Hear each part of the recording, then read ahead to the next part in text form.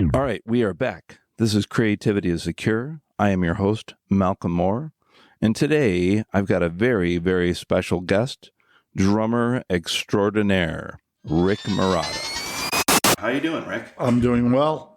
I'm doing really well. Let's go back in time. What is your first creative memory? That's a really interesting question. Using any media form, I think the first time I impressed myself might be the last time I impressed myself. I was in school and I had to do a paper. And this is weird because I was in grammar school and I had to do a paper on, it's funny, we're talking about creative people. I think it was in Cleveland when we had moved to Cleveland when I was a really young kid for a few years. And then my brother Jerry and my brother Tommy were both born in Cleveland.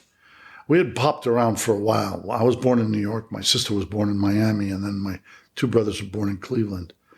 But I was in grammar school and I had to do a report on Leonardo da Vinci. And so I did it. I remember I had a paper and a binder and all that kind of stuff. And on the cover of the binder, I drew a picture of Leonardo da Vinci as a cloud blowing wind, like being wind. Right. I don't know why. Right. And it looked really good. And I thought, I don't know where I came up with that weird idea, but I think my mother had saved it. And when I had gone through Jerry had sent me a bunch of papers because he had gone through all the stuff that my parents had. And she had saved that. Wow. And I looked at it and I went, I remember this. How old were you maybe? Oh, God, I don't know. But like under 10? I would say in that area. Okay. And I remember, but I could have been 25. I don't know. But I remember going, that was really an interesting concept. Yeah. And yes, and I thought, but I'm terrible at drawing, So it's a good thing I brought it out somewhere else, which was musically. Now, I'm lucky enough that I've met your siblings, and I did get to meet your mom toward the end. Were your parents creative?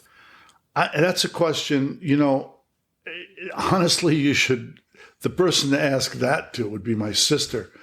Christine. Yes, because she knows the family history more than I do. I was gone. Hello, Christine Marotta. How are you doing today? Fine. Good to hear from you. I don't think we have seen each other in, you said 17 years. That's correct. My mother's funeral. I know. That was sad, but it's so good to hear your voice again.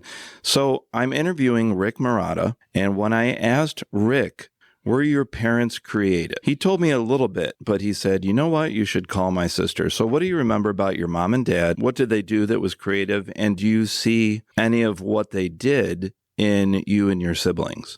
I'm sure he told you that my father was a ballroom dancer, and he was really excellent at it.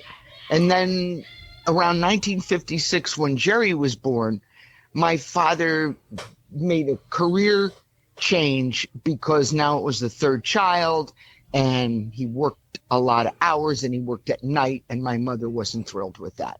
So I don't think he would have quit.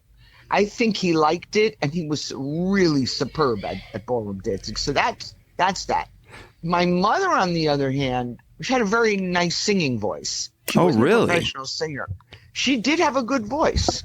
She did. If you heard her, you would have said that she was pretty good. I believe you because, your brother Jerry has a wonderful voice. I know he does. And so does Tommy. Rick, no, me a little bit better. Here's how it goes. Bottom to top to bottom. And was your mom also a dancer too? Well, not per se, although sometimes in articles, Rick would say my parents were ballroom dancers. That's not 100% accurate. My father was the ballroom dancer. Okay. And he had partners, professional partners, that from the studio. Not my mother did not work at the studio. Right. Except as a receptionist. Yeah. She was not, I say, to my knowledge, she was not a ballroom dancer. Okay. He was the dancer. Okay. Yeah. So he was a dancer. She was a really good singer. She had a nice voice. That's what I would say. Yeah. She had a very good singing voice. So for all of your Yeah. siblings, who got the dancing out of the four of you? Me and Ricky. Oh, that's awesome. Yeah. Really cool. I don't know if Jerry and Tommy would have gotten it. We got it, but that's probably because we were older. We lived in Youngstown, Ohio for a while. Okay. And my father worked in a studio there, and they gave him a Sunday show on local TV. So Rick and I were on that show a few times. Dancing. Wow. Not with each other. I danced with my father like a cha-cha. Yeah. And he danced with one of the others. Like here's little me. I'm probably on my father's feet. Who knows? Yeah. And he's dancing with a teacher. So I was 4 and he was 6. So you can imagine how small we were. Amazing. I don't remember us dancing together, but I remember, and you can remind him when you do this, say, your sister said you danced, and he'll say, oh, he's got a good memory. He's being shy. Oh, okay. No, that's what we did. And then and we were pretty good, I guess, because we grew up with it. But then in 1956, when Jerry was born, he stopped. He did do some dancing. He volunteered. We went to Catholic school. Yeah. And I remember the nuns asked him if he would volunteer his time on a Sunday for an hour or two to teach the kids. And Catholic schools, they have no money. And he did it. Yeah. He did pro bono. That's amazing. Yeah. And is there any footage of you and Rick dancing? No. In fact, I tried to get a hold of it. This is in the 50s. Yeah. But about 10 or 15 years ago, I called the main Arthur Murray studio in Coral Gables, Florida. And the woman said, let me get back to you, because I told her our story, and probably they had old footage. And she actually called me back a week later. She didn't forget me, which I thought she did. She called me back and she said, I tried to contact the Youngstown studio, but it's been closed for years. Right. I'm sorry that we didn't get tapes, because my mother used to save pictures and things, but we never had a tape. And it was probably like Super 8 or something, whatever they did in the 50s. Yeah. And it never occurred to me. And then it was too late. So no footage. I wish. Oh, my God. Do I wish? That's too bad. All right. One more question. When did you first realize that Rick was musically talented? I didn't until he started to play drums when he was after college. Really? Or after high school. Yeah, after high school. Just kind of came out of That's all nowhere. I know. It came out. He'll tell you that. He's going to tell you about how he borrowed drums from somebody who went to Vietnam. He's going to tell you that. And then that's when I realized, because he progressed so quickly and was in such good bands so quickly. Yeah. And that's when I realized it. Wow. All right, Christine Marotta, thank you so much for talking to me today. No problem. Nice to talk to you again, Malcolm. When I was really young, I was pretty gone. But I do remember they were dancers. My dad was well, my parents were really good dancers. My father was extraordinary. In fact, that's why we ended up in Miami. I was about a year old and they moved to Miami. And because he was part of this Arthur Murray company, and they sent him to Miami to teach there and to teach the teachers mostly Latin dance. He was like the king of Latin. Wait, so this is what he did for a living? Your dad was a professional dancer? Yeah. Wow. My mom joined in that as well. And then I used to wonder why and I was a dancer. So, because my sister and I both came up in that house. Now, I know that Steve Gadd was a tap dancer. What type of dance did you Ballroom. do? Latin, ballroom and Latin. And then in school, I was voted best dancer. But my father used to teach. He was the instructor, and he was very good. And he's the first guy that ever got me to do anything musically. He taught me how to play ukulele. Wow.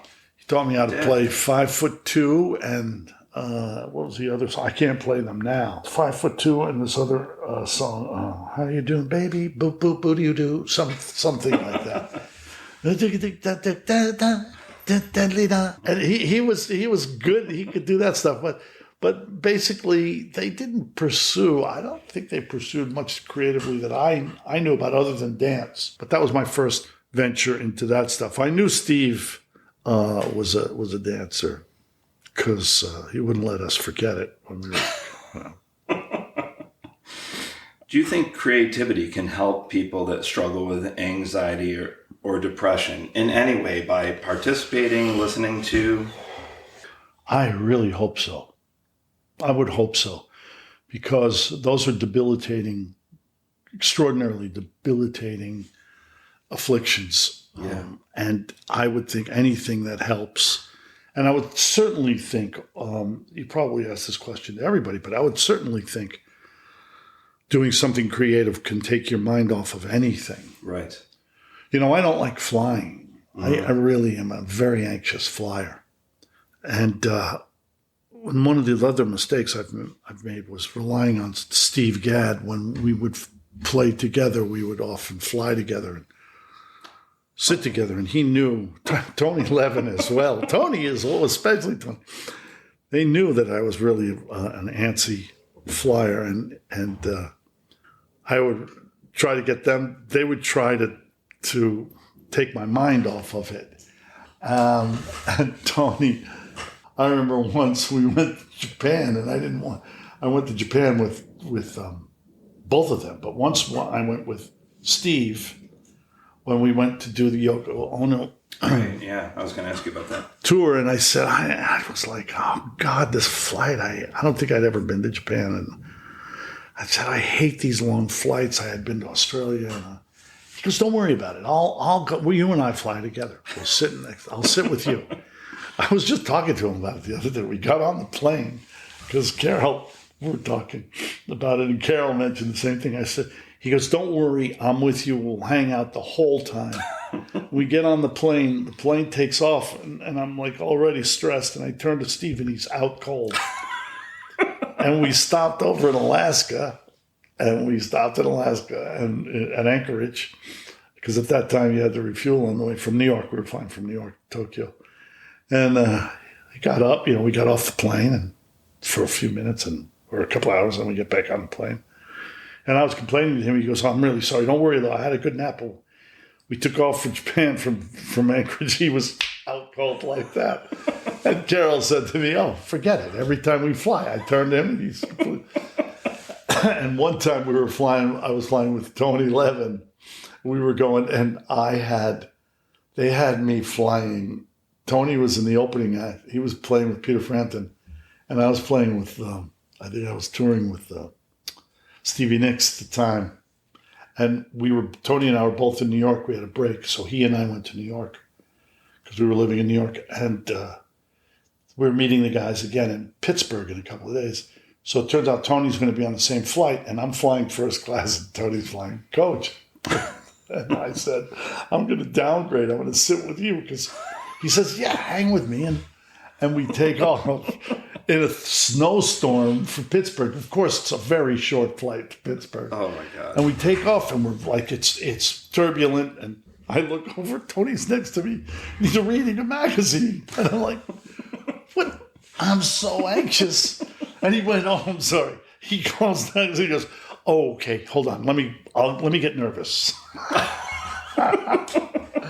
No, that's a long story to get to. When I was flying, and I was flying on my own, and at that time, there was a period where I was producing, I was arranging, I was writing a lot, and I don't write really. I've never been trained in any of that, so it really takes a lot of my focus. And nowadays, thank goodness, all I have to do is write out chord charts when I'm writing this stuff. Right. But on the flights, I would write, like if I was doing a tour, or if I was doing a gig, I would write out, depending on which gig it was, I would write charts for myself. Okay. And so on the flight, we take off, I put on headsets. And write your charts. Yes. Yeah. And without, we would be landing. Usually it was, by coastal flights. And we would land, and I wouldn't even know we would have. So that's great. So by composing, yes. you helped deal with that stress. Yes. That is really cool. Yeah, but then I got to where I was like, I didn't have to write anything. So what was I going to do? But whenever I was creative on a flight, it would really help the stress. And whenever anything was going on, like if there was a helicopter flying over, it could take you out or whatever, could be stressful. Or the earthquake we had a few minutes ago. I know, right before we started this, there was a mild earthquake. Well, that's great. So composing for you just takes everything inside you, and that helps you get through flying. Yeah, whenever you have to, it's really hard though to focus on when you're depressed or anxious. I think you can get out of anxiety easier than you can get out of depression. For me, doing something creative that you're familiar with. But I think something you're unfamiliar with might be easier for depression, if that makes any sense. Yeah. Because if you're doing something that you know, and you're being creative in your space that you're familiar with, I would think it's less taxing. Right. But I think if you're doing something creative somewhere where you're really not familiar. When I have to try to play a guitar part, for example, right. I stink on the guitar or even on the keyboard. It's which do I stink more? What am I worse on?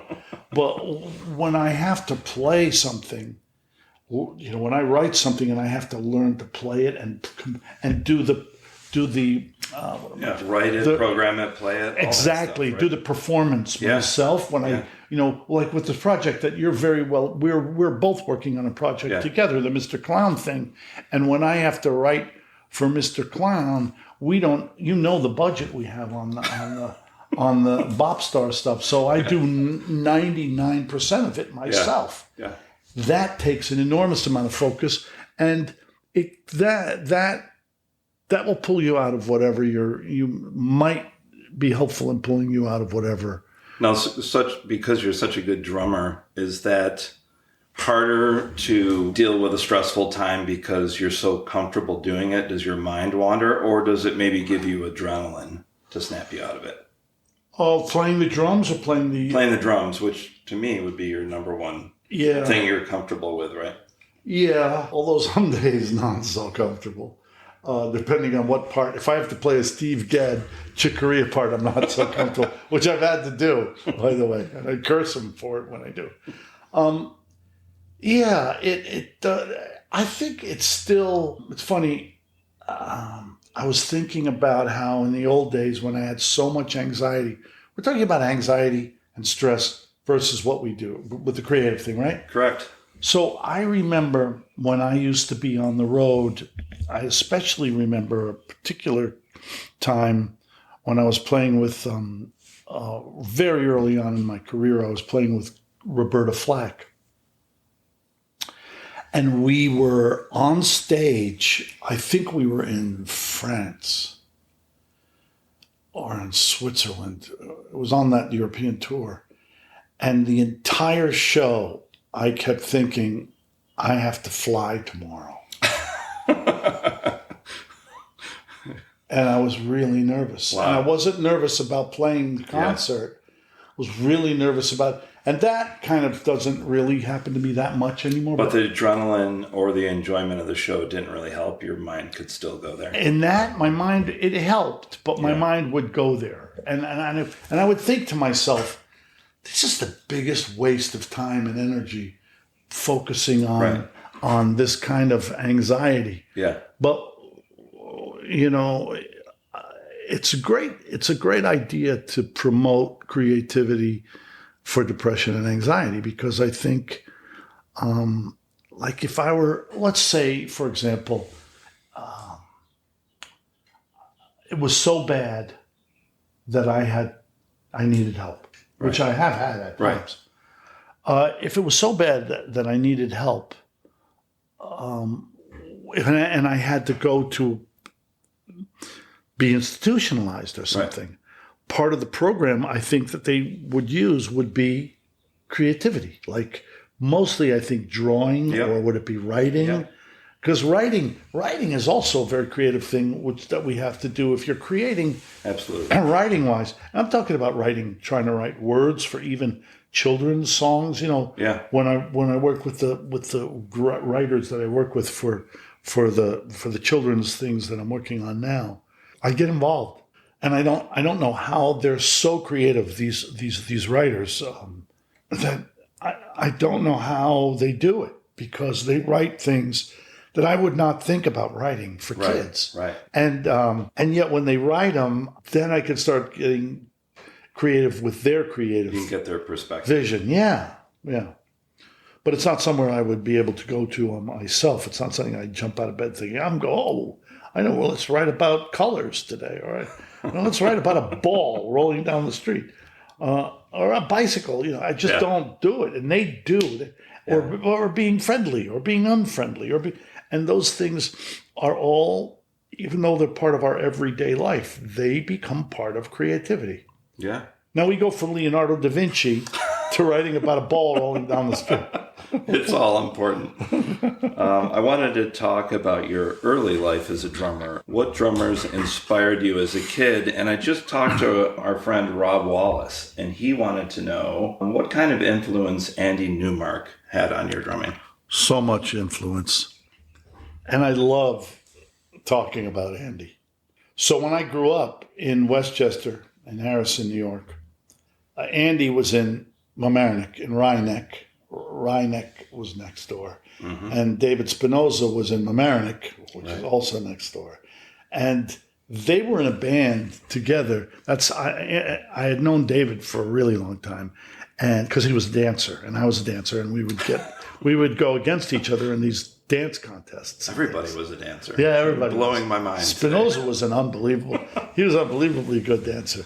And I also used to compete against this guy named Wayne Salento, who we were very good friends back then. He lived a few blocks from Andy Newmark, and he became a Broadway. He was in the original Chorus Line. Wow. In the original cast of Chorus Line. And he also became a big Broadway choreographer, a dancer, then choreographer. Still to this day, I think he still may be. But Andy was in this band, Giant, or I don't know what else they would have called it. It was Giant when I played in it. Andy was the drummer. He was maybe 14 or 16 years old. Wow. And I remember he was so good. And he was so fast when he played, and he had to wear a suit with cufflinks. I remember him playing and going around the drums like, and I remember being in the audience, me and maybe 5 other people are in the audience, and all of a sudden a pair of cufflinks goes flying by my head. And you look up, and you know how when you in the old days you had your cuff sleeves, they were much longer. So Andy's playing, and his sleeves were down past his fingers. So Andy and I, when this other friend of ours, Billy Reed, got drafted, I took Billy's drums. I said, "What are you going to do with your drums when you go in the Army?" He said, "I don't know, never thought of it." He said, "Okay." I said, "Okay, how about I hold them for you?" He goes, "Okay." So now I've got these drums, and then the next thing you know, I'm playing in the band, and Andy's starting to move on, but he was my only real drummer friend other than this guy, Al Coppola. Al was a guy I went to high school with, and he was a child prodigy of Gene Krupa. Wow. So I didn't relate to that kind of playing, really, and he was a very sort of like, light playing, tick-tack jazzer guy. Yeah. Andy was a monster player, and he could play anything. And Andy's big heroes were 2 guys, so they had to be my heroes. Okay. Buddy Rich and Dino Danelli. So then Andy and I would hang out a lot, and then we were roommates for a year or 2.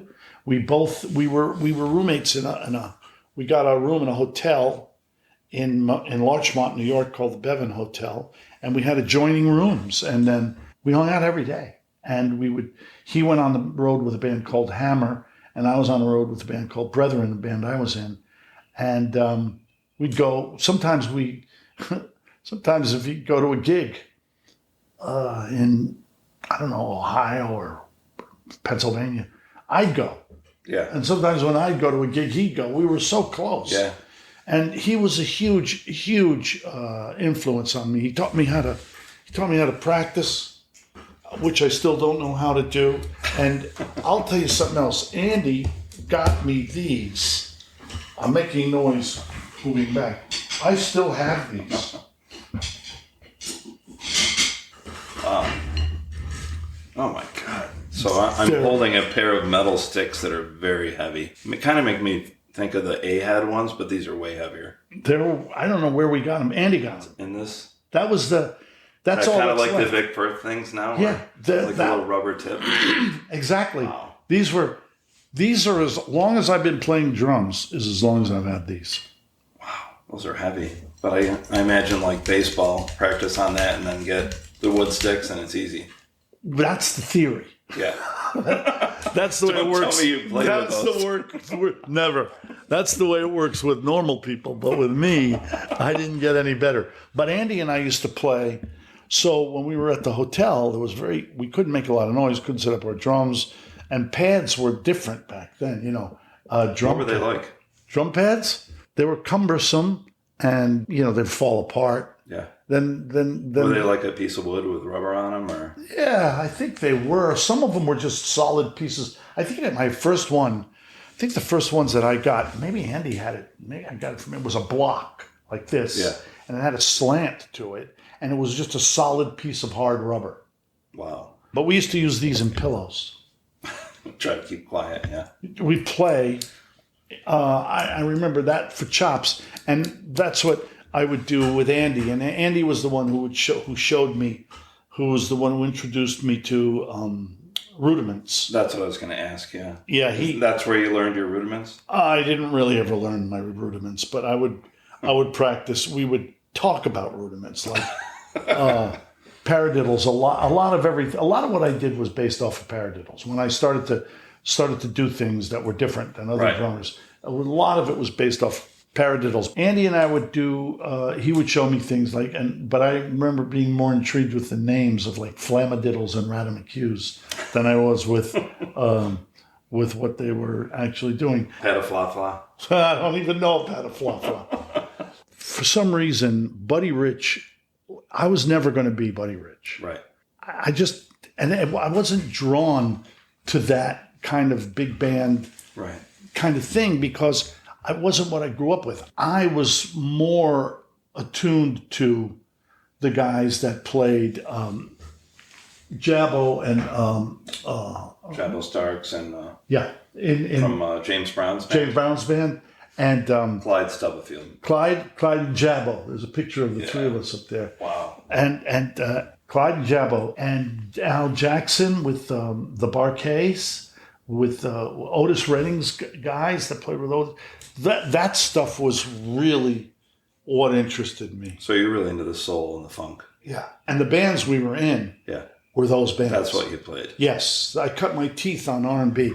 We did Joe Tex, Otis Redding, James Brown, Sam and Dave. It was a whole night of that. And the band that influenced us, and Andy would be there too, we would go see this band called the Orchids where we grew up in Mamaroneck. And I got to tell you, it was the best, for me, it was the best music school I could have gone to because those guys were so good. And there was a guitar player named Link Chamberlain, and Spinoza used to sit, Dave and I we were too young to get into the place. And I think you had to be 18 to get in. We weren't even that old. And I didn't even play drums till I was 19. But we couldn't even get into the place, but we would sit outside in the parking lot and listen to them. That Spinoza would be like he could mimic whatever Link Chamberlain played. Yeah. So it sounds like you learned by experience, just listening and playing, right? Yeah. Yeah. When I was doing the research to this, I saw something. My favorite piano player of all time is Mike Garson. Did you really have a band with him? Oh, yeah. Tell me about that, please. That band Brethren I was telling you about when I was roommates with Andy. We went to first. That was the first time I came to California, like 1969, and we did our first album, and it was a trio: me, Tom Cosgrove, and Stu Woods, and they put this band together in New York. That was originally was a band called the Vagrants that Leslie West was the guitar player singer in the Vagrants, and then Leslie left to be with Mountain, so they got Tommy Cosgrove to sing and play guitar, and then they made this band. So we came out here, we did our first album, and our first album, Dr. John, this is when I met Dr. John, I was 20, 21 years old. Amazing. Dr. John played piano on it, played keyboard, all the keyboards on it, Right. and he wrote the liner notes on the album. It was his brethren, and it was a really, really good record and a really good band. Now we go out on the road, and we need a keyboard player. Right. And so we had a couple of guys in New York. There was Moogie Klingman. What year was this? Like 60s or 70, okay. 71. So it's 71. before Mike was with Bowie. Oh, yeah. Okay. Yeah. So it was like 70. And so it was Mike Garson was the new member of the band. And we toured with that band. And then we did our second album, and Mike played keyboard on the second album. Now, the band broke up because, for ridiculously idiotic, foolish, egotistical kids trying to do a band in that day. If we had stayed together, we would have been really good. It was a really good band. But there were so many fucking crazy egos. There was so much stuff being in bands, And I remember my dad said to me, Rick, they were against me being a musician, but when I started to make it, he said to me, whatever you do, you're only as strong as the weakest link in the chain. Yeah. And in that chain, it's a 4-man chain. Right. If you've got 1 or 2 weak links, it's just a mess. Yeah. And Mike Garson was not a weak link. He was very, very professional. He always showed up. He was always there. He knew all the stuff. He was very, very good. Anyway, the band broke up. And then like a year later or 2 years later, Mike calls me and he says, you do me a favor. I'm rehearsing the band to go on the road. He's the musical director on. He goes, could you come rehearse, play someone else a couple of days? I said, yeah, okay. And I was very, very busy at the time. Because after Brethren, I didn't want to be in, I was offered a bunch of bands. I didn't want to be in any of them. Yeah. That's what the next band I was in was Roberta Flack's band. Oh, wow. With because of Ralph McDonald, but it was because we were in the band, and then we would go home and do our regular gigs. Yeah. For another band. So he called me and he says, "Can you come in and do this rehearsal?" I said, "Sure," because they were doing, I guess, choreography or something, and the drummer might have been in England. I don't know. Sure. And Mike and I were good friends, and I went in, and it was David Bowie, and Bowie was there. Wow. He was there the whole time. Yeah. So I'm playing with Bowie. Oh, wow. And at that I didn't know you did that. Oh, yeah. And at that time, I was so jaded. I really didn't care who was in. I was playing with everybody at the time, and you get really jaded. It's a gig. Yeah. But I have to say that he was such a nice guy. And they were like very appreciative. And, of course, I still remember the gig. And Mike and I hung out in between stuff, and we were basically playing for them to, if I remember, it was either do background vocals, it was either vocals or choreography, dance, because they did both that stuff. Right. This is way back, Yeah. And also, I really, really liked Mick Ronson a lot. Yeah, and it was Tony Visconti, the engineer. We didn't have it. This was a rehearsal. Oh, okay. So it's Mike and you and Mick Ronson. No, I don't know who was playing. I don't even know if Mick Ronson was there. He might have been. Yeah. Mick and I became really good friends. I don't know where we played together, but he was so incredibly complimentary to me. We did several things together that Mick got me on that I didn't think I would be doing unless it was. Well, he turned out to be a great producer and arranger too. A lot of people don't know that. Yeah. Like toward the end, the Morrissey album he did. Oh, I wish I had spent more time with him, but he didn't. He was taken. Yeah, way too early. 40s, right? Yeah, I think so. What a nice guy too. Really, really, I really start to think back on some of these people. But yeah, Mike Garson, that's interesting you brought it up. At my place on the Vineyard, Jerry sent me all the stuff my mother had kept, and there's a picture of the band, of me and Mike. I don't think I have it, of Brethren with Mike. Can you hear that album anywhere? Is it up? Yeah. Okay, I'm going to check that out. Yeah. it was really a good band. And Tommy Cosgrove was a really, really, really good writer. And if we had just stayed together, I think we would have really, I think it was really a drag that a lot of bands could not stay together. Yeah. They just fell apart. But then there were other ones that could, and they became Aerosmith and Traffic and, just long enough. Even we would go out, we went out on the road with, we did a tour once, Free, Humble Pie, and Brethren. Yeah. We toured the East Coast. And every night, a different band would open the show. Right. It was those three bands. And Free became Bad Company. Mm-hmm. Basically, same guys. Yeah. Humble Pie became Frampton Comes Alive. Wow. But it became Peter Frampton. But Peter was trying to get, I think he was putting back with Steve Marriott. I think they were going to do Humble Pie again. And because Steve Marriott was a monster. He was so good. Yeah. And Brethren, it was guys who you could either try to keep a band together for as long as Traffic did, because Traffic became huge, and then Stevie Winwood obviously went on to do his own thing, right, and do the Blind Faith thing, I think, with Clapton and stuff. But you got to stay together long enough to establish that kind of a thing. That's why you hear about all these bands. They get psychologists and therapists to help them. I don't hear about that, but boy, I wish we had that. There's a great documentary called Monster when Metallica were about to break up and they hired a therapist, and I hear that the Police did that as well. That's how they managed to do their reunion tour. Really? That's got to be. That's a new thing, right? But I mean, yeah, I'm sure I was as big a problem as everybody else. but yeah, there's some bands. I remember our old manager Peter Asher used to say, and I won't name any specific bands, but he would say the key to making it in the business as a band, right, would be to stay together. Yeah. He said just about anybody could make it. He said you could put 4 mediocre musicians together, mm-hmm.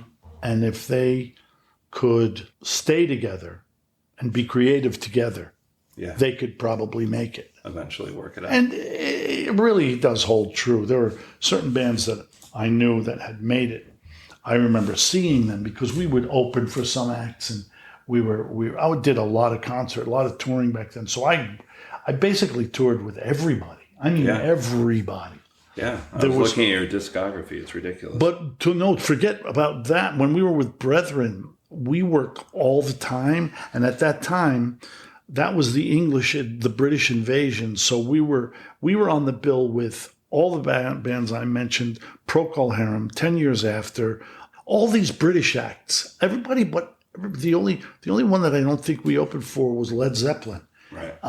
But they were all part of Premier Talent, and we were with Premier. So they would package these tours back then, and we'd end up at the Fillmore East, Fillmore West, and every place in between. Mm-hmm. And so if we were doing those gigs all across the country, there was Procol Harum, Jethro Tull, just one after another. So you saw them all. Right. And a lot of those bands stayed together through success. Yeah.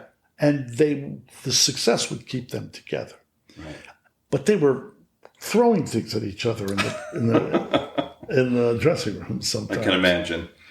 I wanted to ask you about double drumming. I'm a drummer, and I love playing with another drummer and what it takes to make that work. I know that I've seen you play with your brother Jerry. I know that you've done double drumming with Steve Gadd. There seems to be 2 approaches to this. I've seen bands with 2 drummers that play exactly the same thing. And then you've got something like Genesis had Chester Thompson and Phil Collins, and they, to me, had complementary different parts that worked out. And I know that sometimes you have to stay out of each other's way when you're going to do fills, right? So what do you think is important when you're going to go play with another drummer? I love playing double drums, and I hate playing double drums. I'm really blessed. It started with me with Andy Newmark. So Andy and I could play together, but Andy and I don't know that we fit really, really sympathetically well together. We played okay together, but Andy was such a powerhouse. Yeah. And I'm a powerhouse. And sometimes we could turn into a bulldozer. Yeah. But then what happened was Steve and I became really close friends. And we both worked with the same guys. When he came to New York, he and Tony Levin came up together. Right. Tony Levin and I were playing together all over the place in New York. Spinoza, Mike Manieri, all those guys. We were in the same, the Brecker brothers. We're all in the same little nuclear family of musicians. And Steve and I just hit it off right away. We just really hit it off. And John Tropez, I can't remember. I think originally it was Yoko. In that picture over there, you'll see the Plastic Ono Band with me and Steve playing together. And so this is Yoko without John. Right. It was was that around the time of Double Fantasy? Yeah. Okay. I think so. And then we went to, we toured, that was a tour of Japan, and we did gigs around New York. That's a shot from here. And was Steve Kahn in that too? Steve's writing that too. Yeah, Steve was there. It was David Spinoza was supposed to do it, but David bailed. He had whatever personal issues or something went on. He had to not do the tour, and Steve was great. So Kahn did it, and I still hear from Kahn occasionally, and we talk about that tour. But Steve and I played together with Yoko, we played together with Carly Simon, and we played together with John Tropez. And in Tropez's stuff, that was he and I collaborating on things to play together, and also on trying our hardest not to laugh in the middle of whatever we had to do because of something that he would do to try to pull me out of it. Try to mess you up. Yeah, but what we would do with the thing, so with Steve, obviously it's Steve Gadd, and he had a real understanding of my thing was not a lot of notes. My thing was where I place backbeats, where the groove is with me. Right. That's what I always wanted to be, was a groove player. I never wanted to be a soloist. I didn't want to, you hear a solo, give me a drum solo for 8 bars, 16 bars, I'm good. I feel exactly the same way. I'm really good with it. And Vinny Caluto or Keith Carlock or those guys, they could tell you a lot in 8, 16 bars. Right. Steve, yep. Steve was the original guy. But that's when I would see Buddy Rich, when we were talking earlier, and he would do these long, protracted drum solos, which were incredible for the time. I was just like, okay.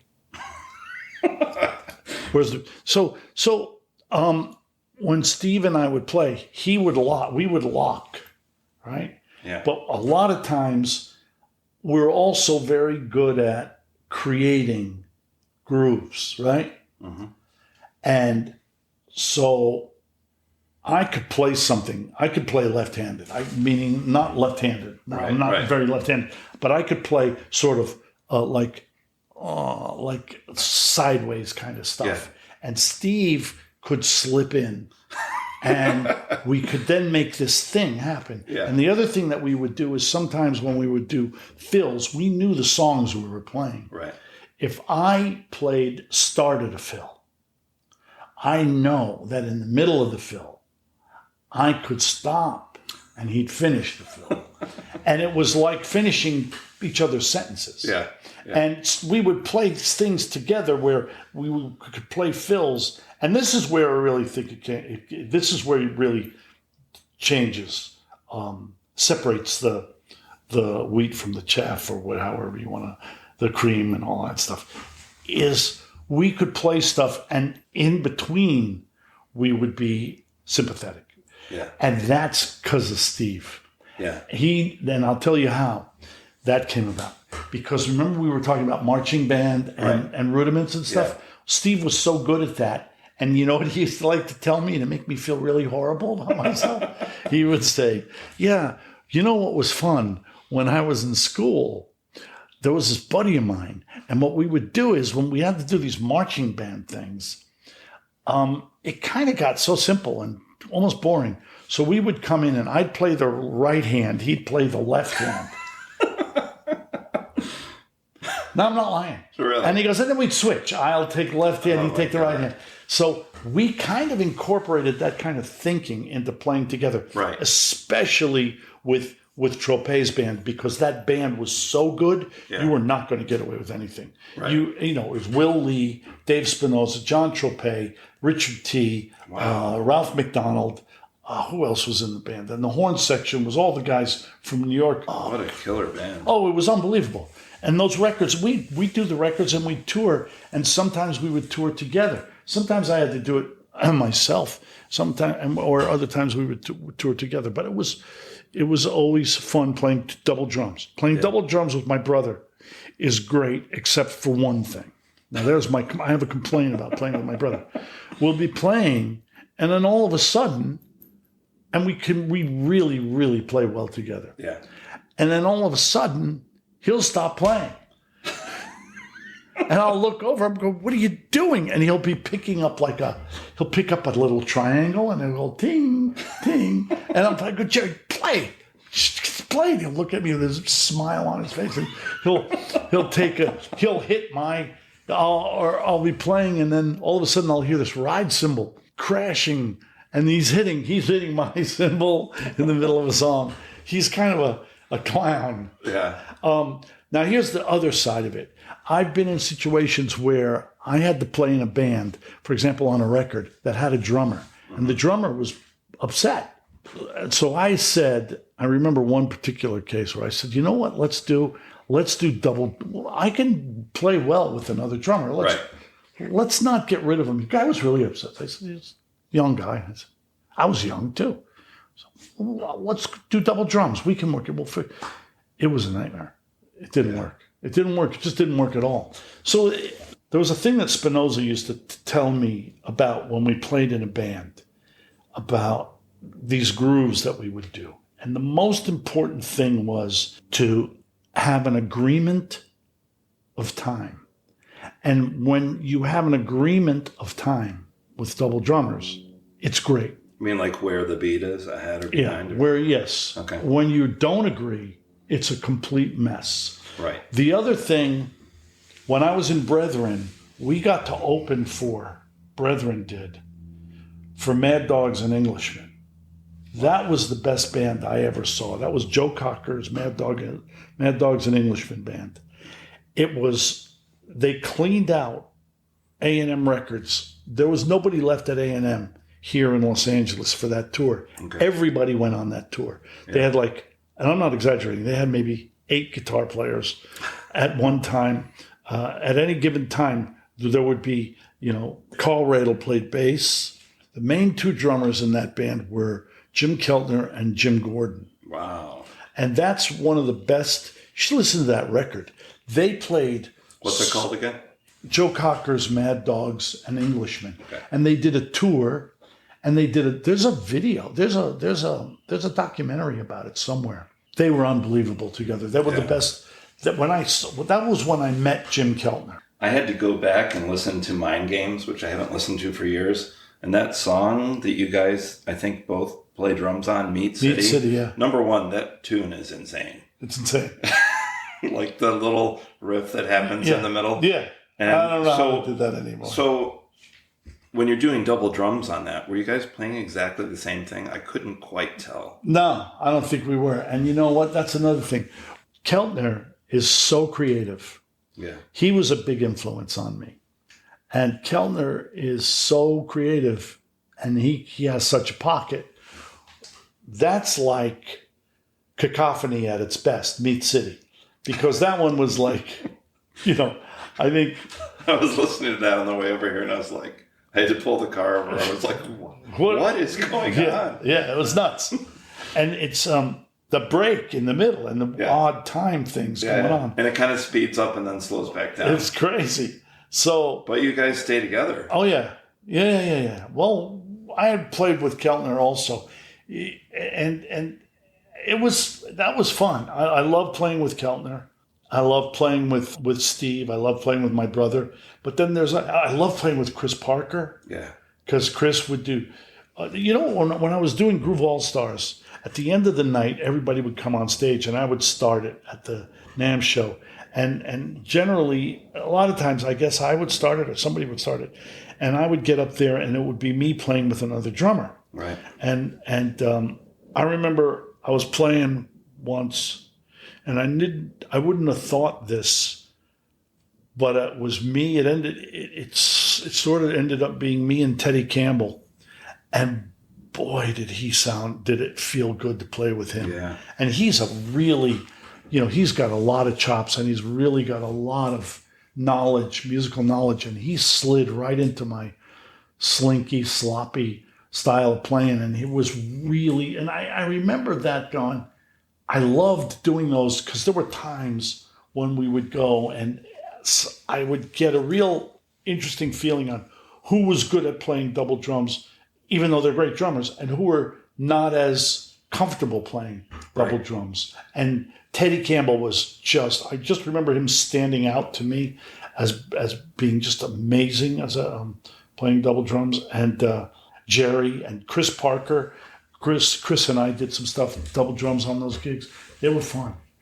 Yeah. Now, you were talking about some of your influences were like funk and soul, which leads me to my next question. A good friend of mine, Matt Ritchie, who is the biggest Hall & Oates fan I've ever met, he wanted to ask about Abandoned Luncheonette, which I think was 73.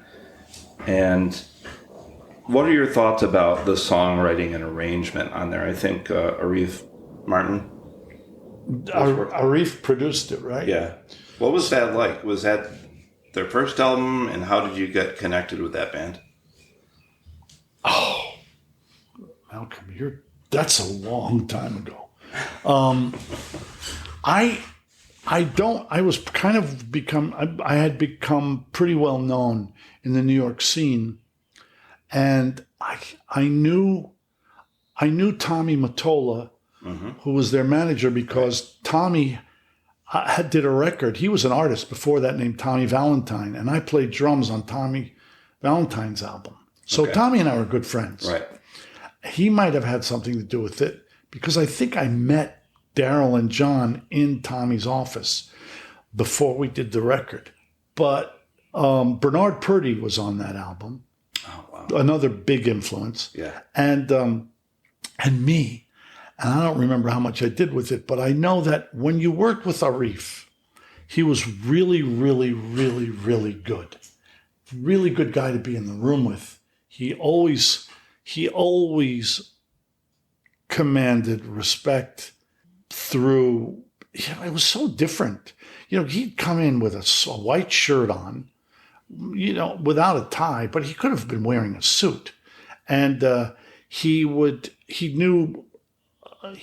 the guy who knew all about music at Atlantic. He was who could write charts.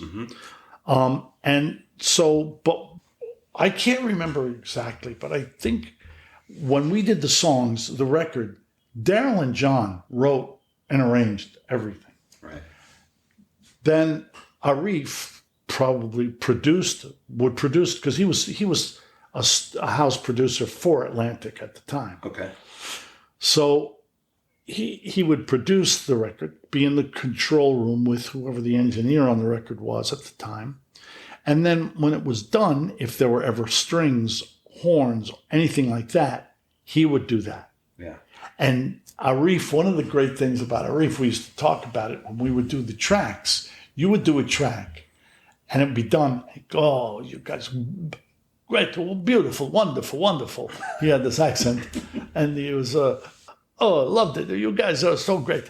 And then you'd hear the record and he would bring in strings and horns. They would do their own session as overdubs. But the band played guitar, bass, drums, keyboards. We all played. Right. Then whenever he would do strings, especially in strings and horns, the figures, he would write figures to what you already played. Oh, okay.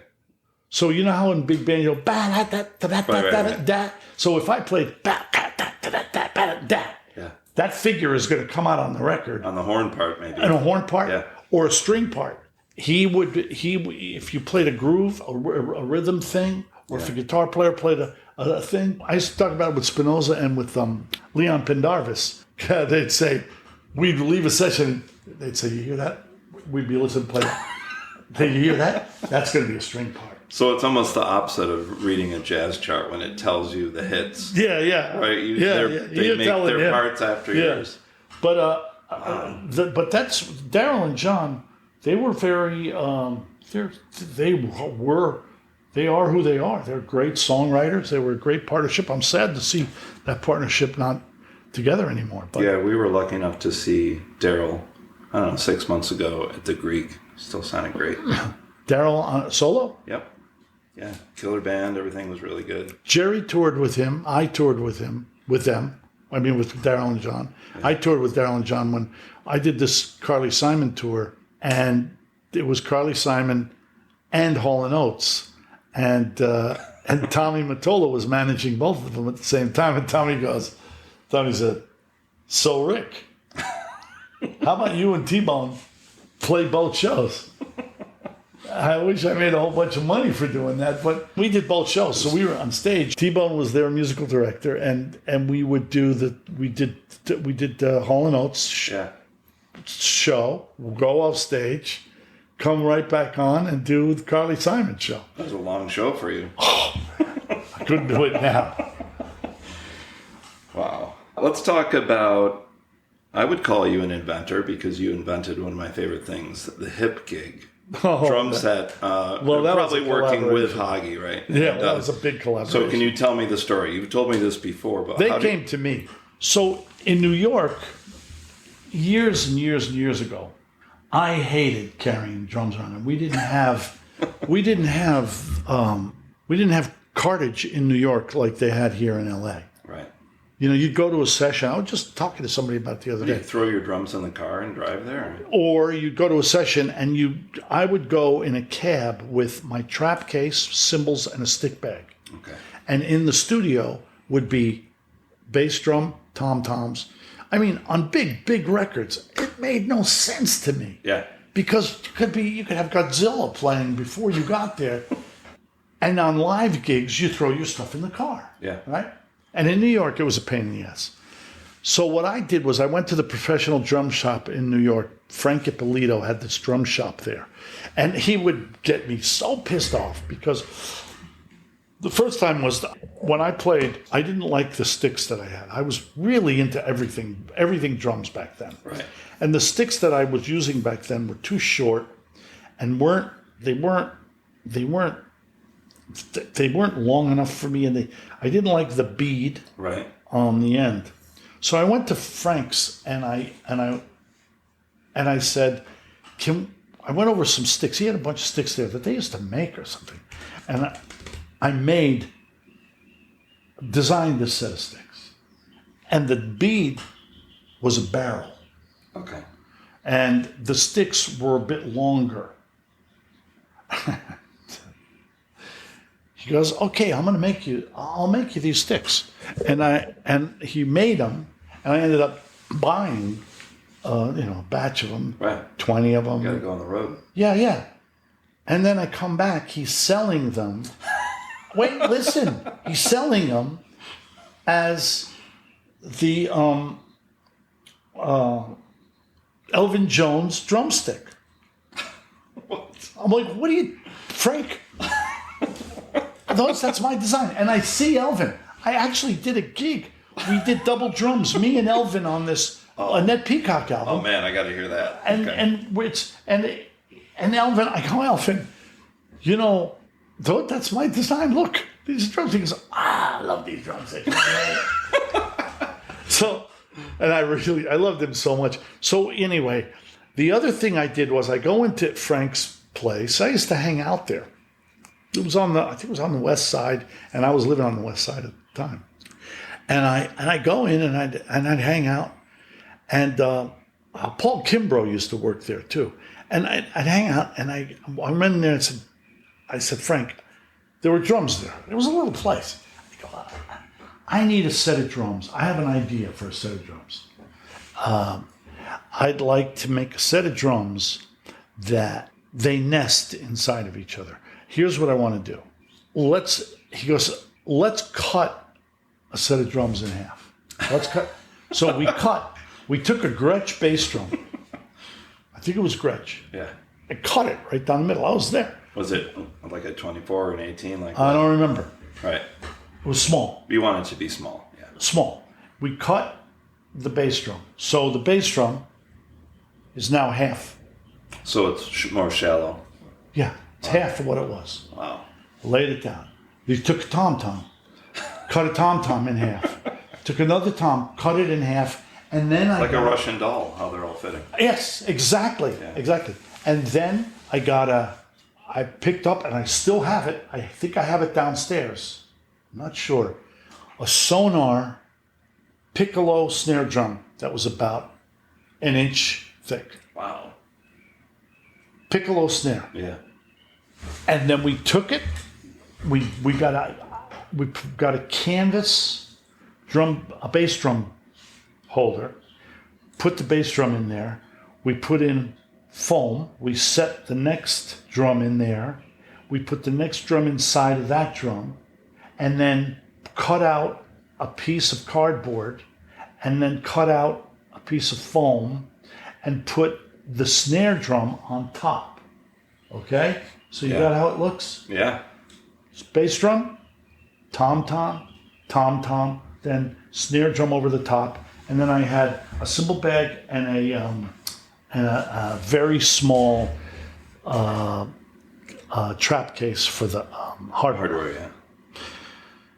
That became the Grady Tate nesting drum kit. I kid you not. And I remember the one gig I did a gig.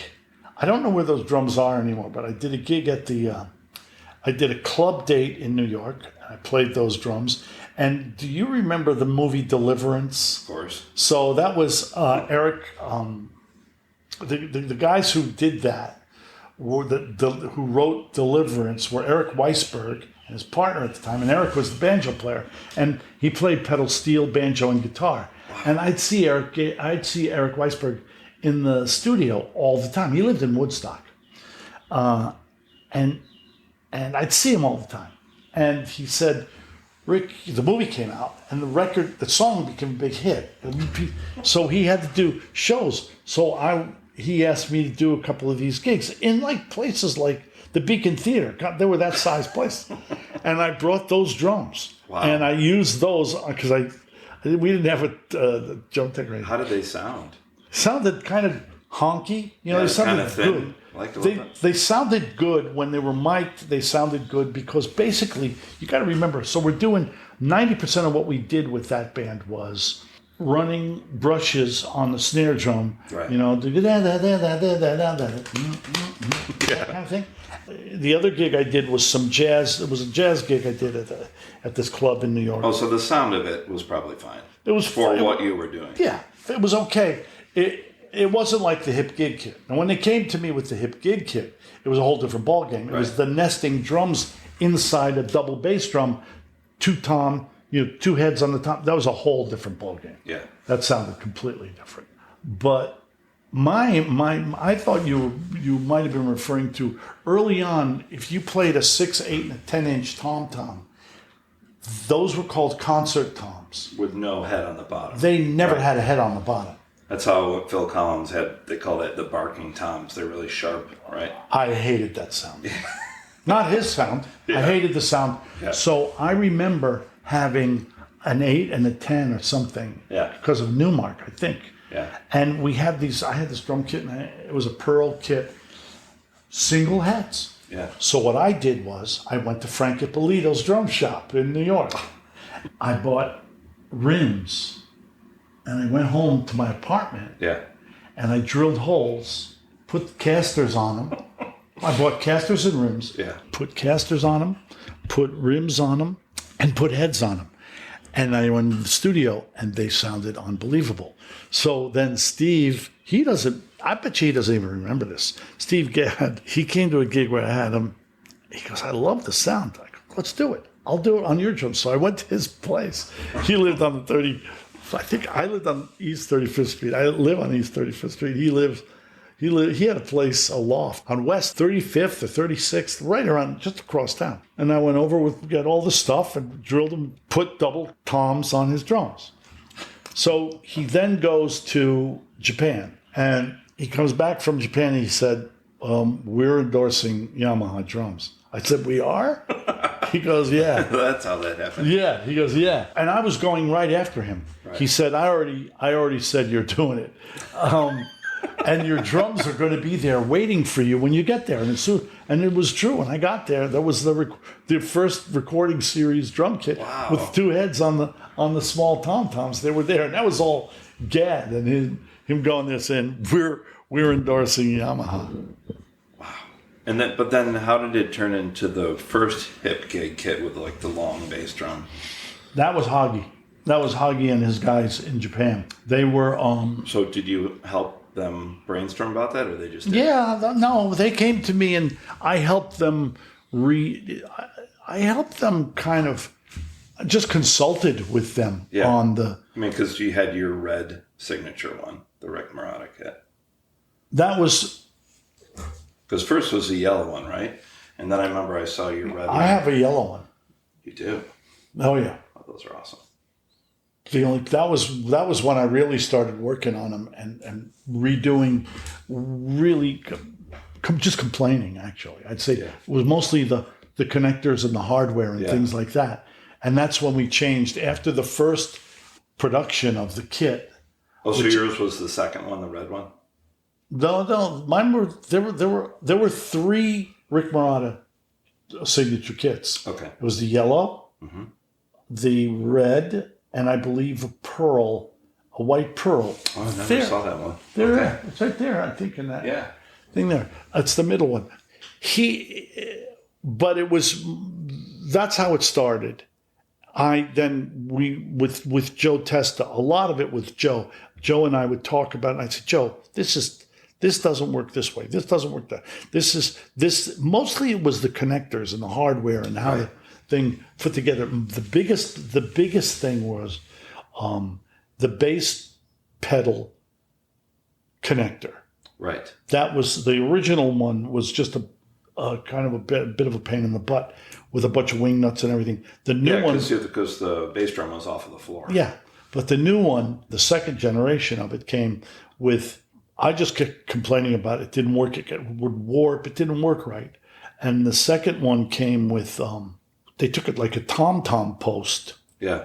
And connected it that way with the flat board on the bottom to connect that. But that was 90% then. Yeah.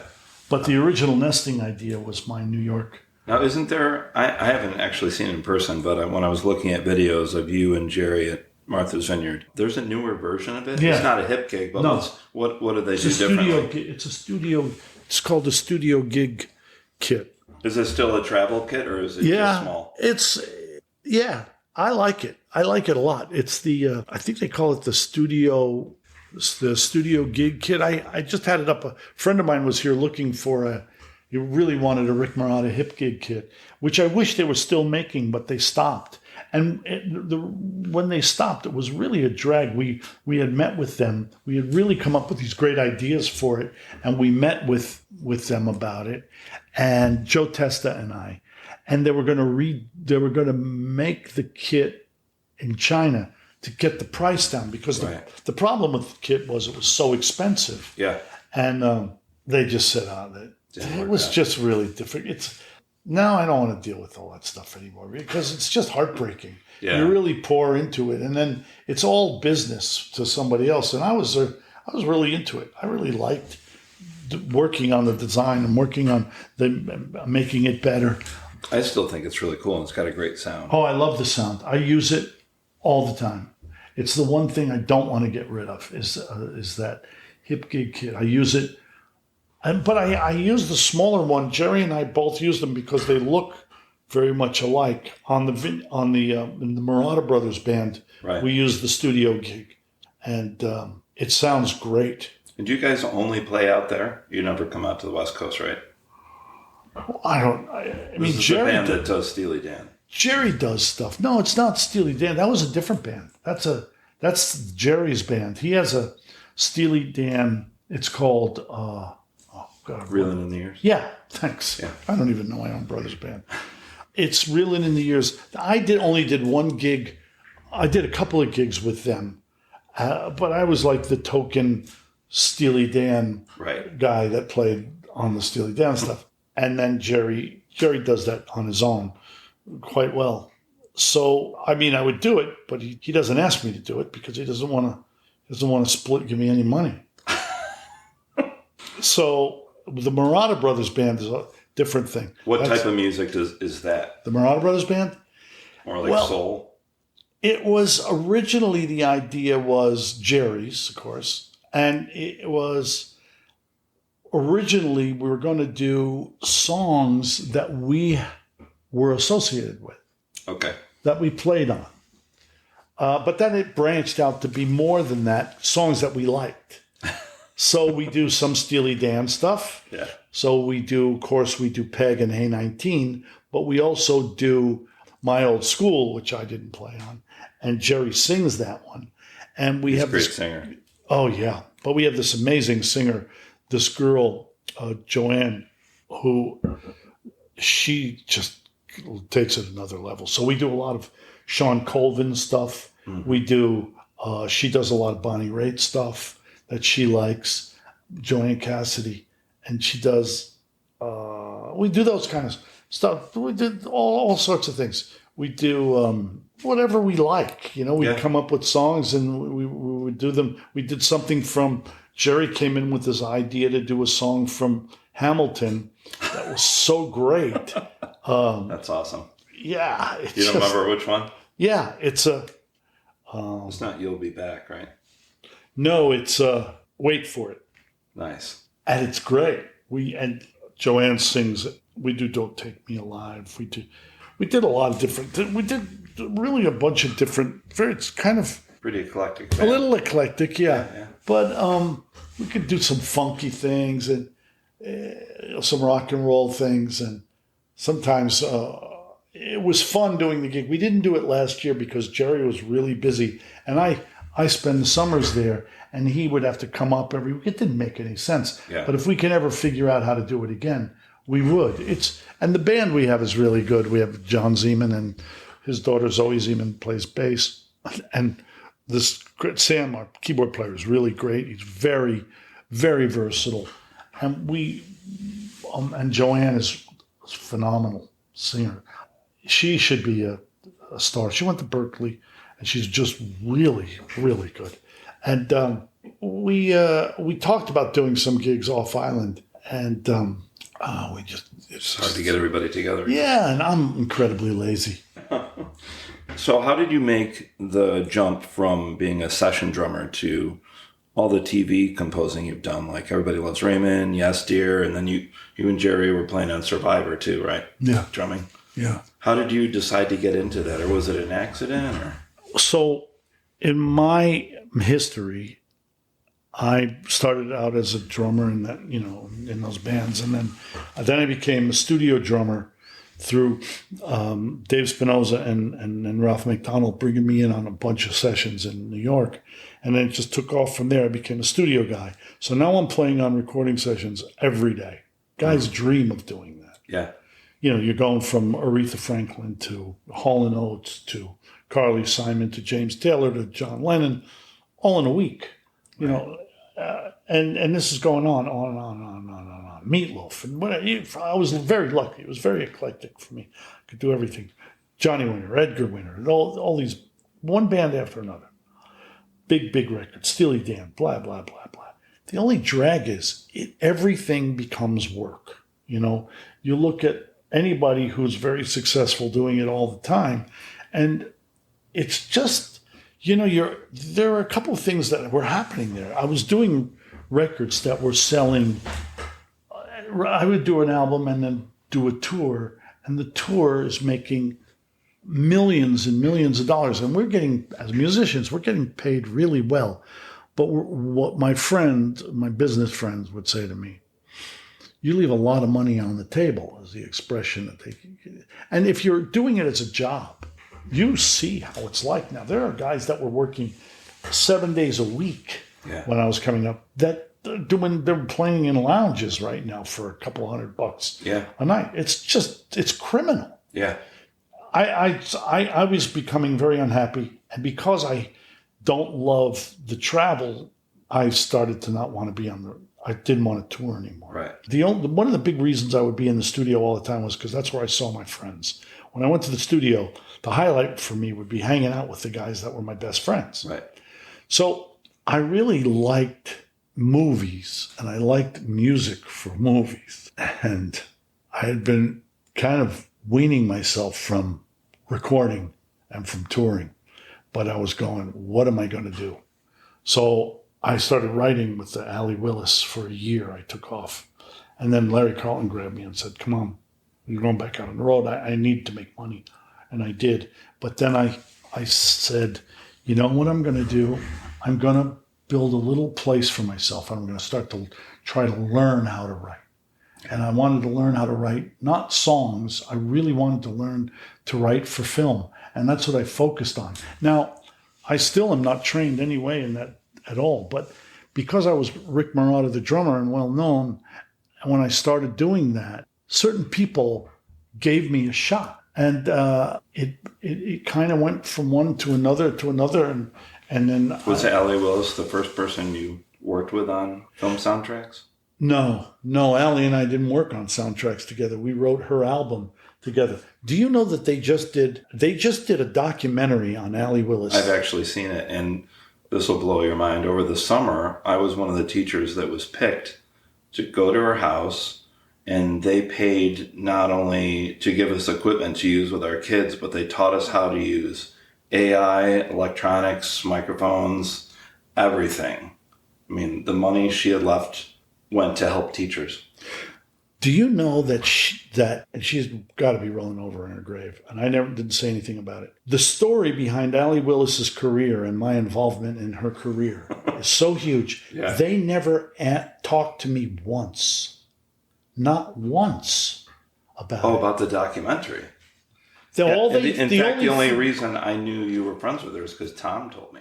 They sent me a thing saying, we'd like to use the song that you wrote with Allie Willis in the documentary. And I was like, I was insulted. There's a documentary. I don't know anything about it. Yeah. I was hugely instrumental in her career. Huge.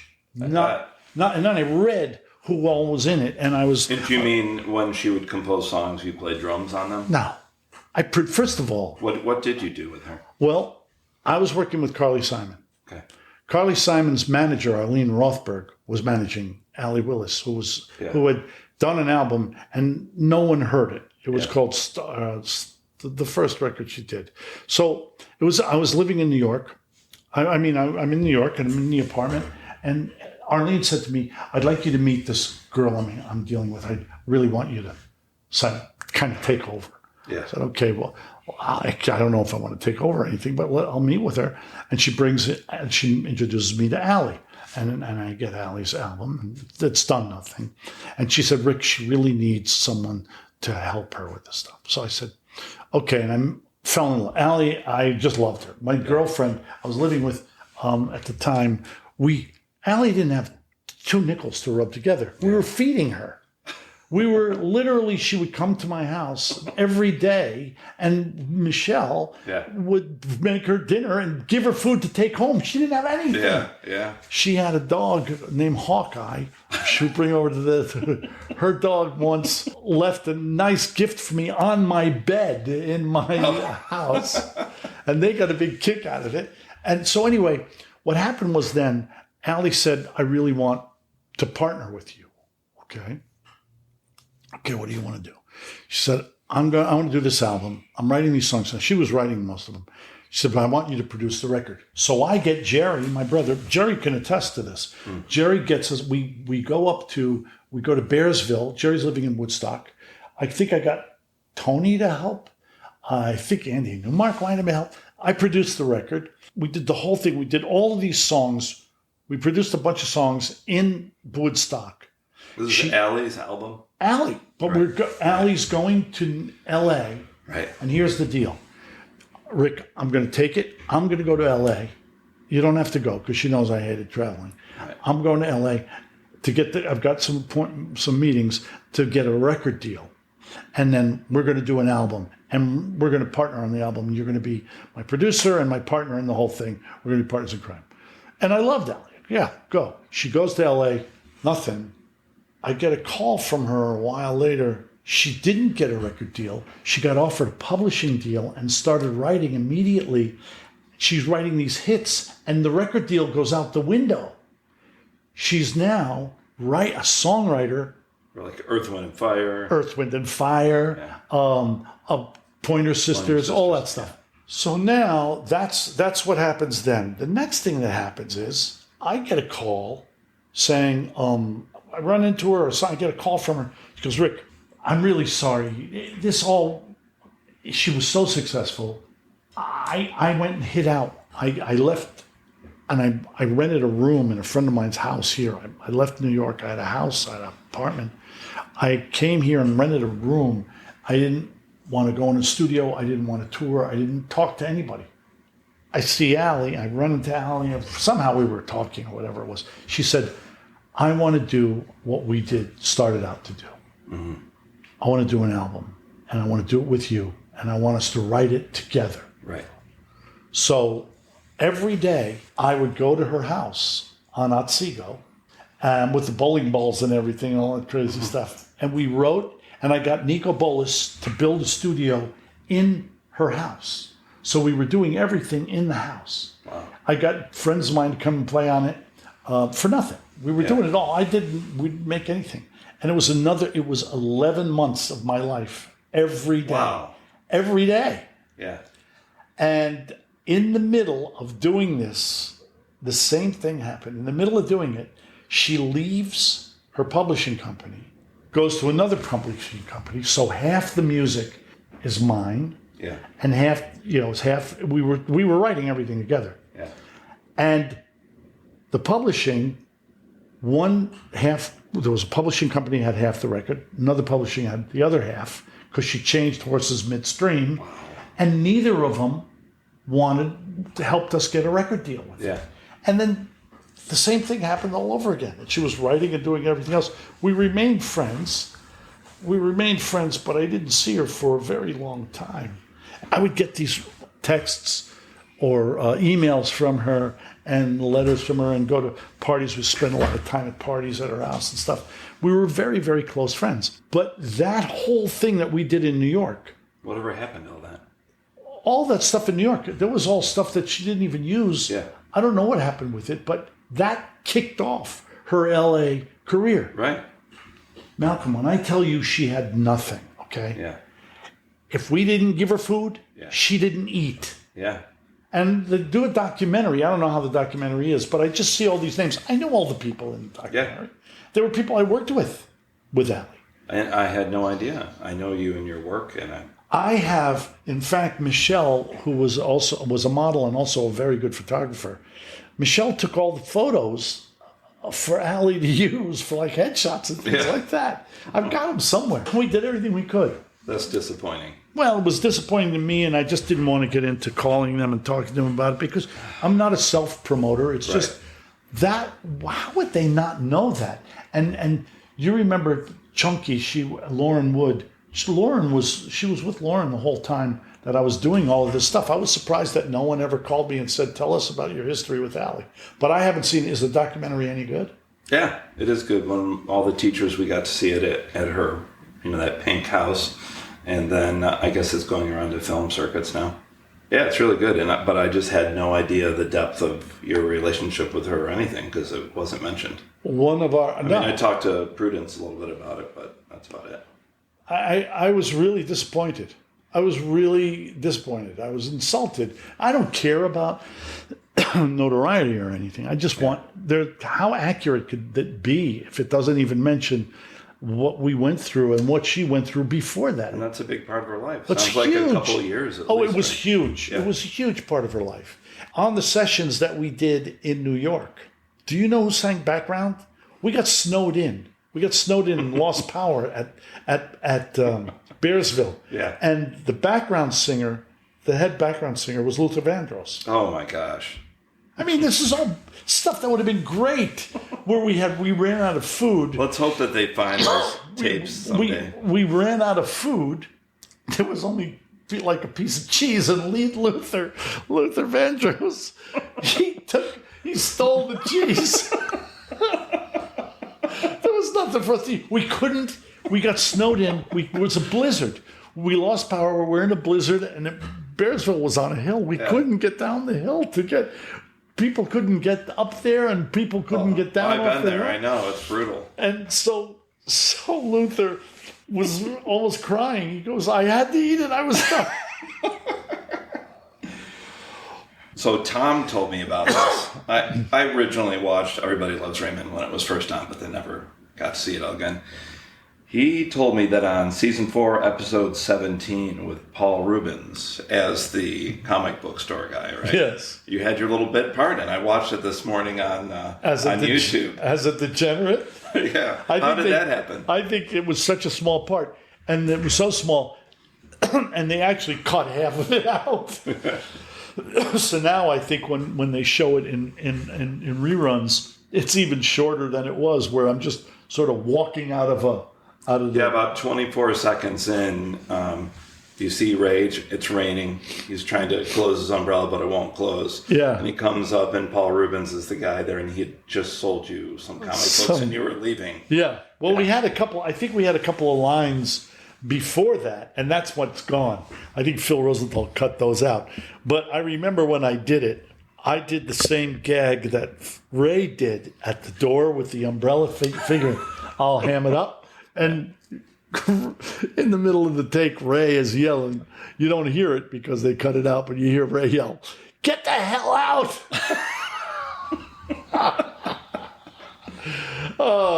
So yeah, that was my claim to fame in that show, that particular show. I know that Paul Rubens and Allie were friends, but what was your perspective? What was Paul like? Was he fun great to work with? Oh yeah, he was great. Yeah.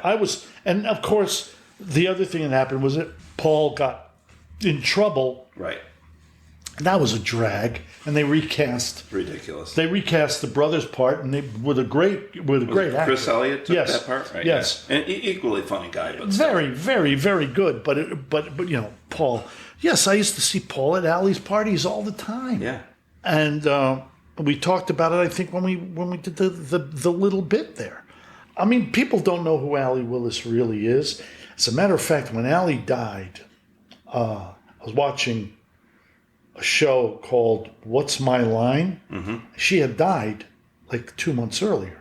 Yeah. And I see What's My Line? And I am a famous songwriter. It's Allie Willis. Wow. She's on. Really? I bet you could find it too. Yeah. Final question. I just talked to Joe Testa, your buddy, and I said, is there anything you want me to ask him? And he said, ask Rick how much he loves Joe Testa. It's true. I do love Joe Testa. He's a really good friend. And I'm sorry that I don't get to hang out with him as much anymore because we don't do those Groove All-Stars gigs or those, you know. Those were great. They were so good. I saw one of them. Oh, they were so good. Every year it was a highlight. I saw the one, I don't know what year, but I remember Marvin McQuitty from Fred Hammond's band was there with a choir. Oh, yeah. Yeah. Yeah. And Prince's drummer was there. Oh, my. Michael Bland. He stole the show one year. Oh, my gosh. One year he did an Aerosmith song. I can't remember what song it was.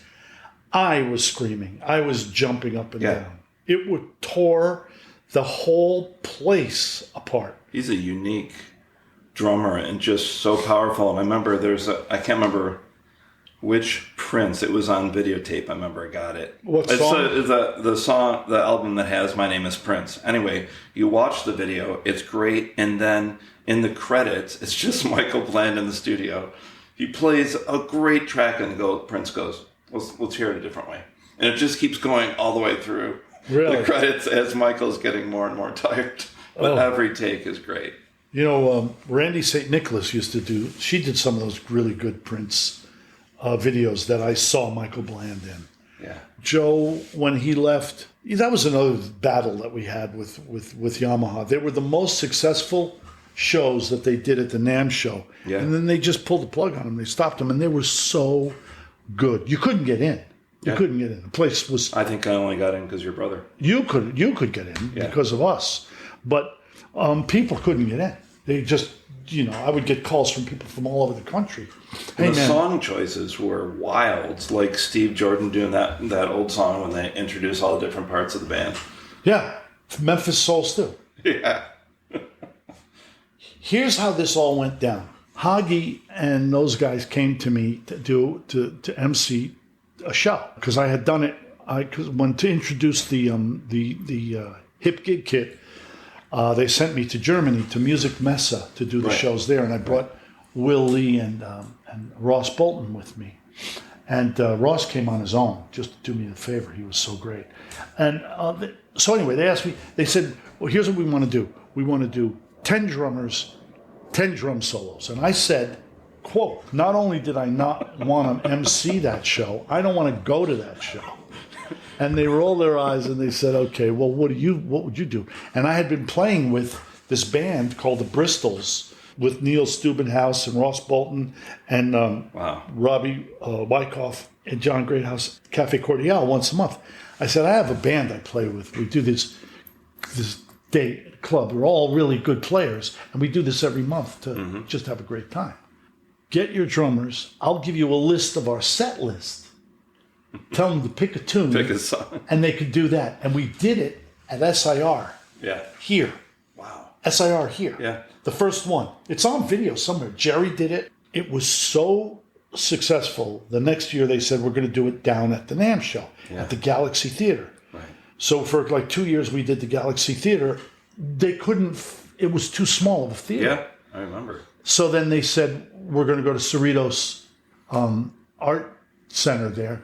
And that's where I saw it. Yeah. And it was phenomenal. And that's how that all came about. And that was Joe Testa and me convincing them that because Joe knew the band. Joe would come to see us at Cafe Cordial. Right. So we would. So that's how it happened. It was Joe and I brainstormed that one, and it really worked out well. And then we would tell the guys, here's a list of the songs. So it made it easier. But then it got so big because then we go, okay, let's get a horn section. So we had the horn section. One time we had the Tower Power horns came in because Dave Garibaldi. But for me, the problem with the Tower Power horns was we did such a fly-by-night operation. Dave Spinoza would write out charts, by the way. So I had Dave come in because Dave, when I would do a movie or something, Dave would orchestrate it for me. And Dave and I grew up together. We knew we kind of could think alike. And so Dave would do the charts for it, and he would write the horn. So now we have a horn section. We have percussion. We have drums. We've got everything. Will Lee would come in every year from New York to do it. And it became a big production. And once we had the Tower Power horns there. Now, whenever we had Eric Marienthal and those guys there, and Spinoza did the things, if someone came up with an idea last minute, horn players would just stand on the bandstand, like all the horn bands I was in. They're there, and somebody would hum a part to another guy. Next thing you know, halfway through the song, we're going. Wow. We tried that with Tower Power, and the guy, I can't remember the guy's name, who was we don't do that stuff. You got to write charts for us. I said, okay. That's the last time we do that Tower Power horn. They were great on What Is Hip. Yeah, they were great. Course. They were great with Dave Garibaldi on What Is Hip. Their own songs, yeah. But when it was other stuff, they didn't want to do any kind of like guerrilla music making. All right, well, Rick Marotta, this has been really fun. My pleasure. I hope I can come back and do this again because I have so many more questions for you. Anytime. And you're a great storyteller. It goes too long, though, these things, because I start telling too many stories. All right, thanks, Rick. Okay, take care.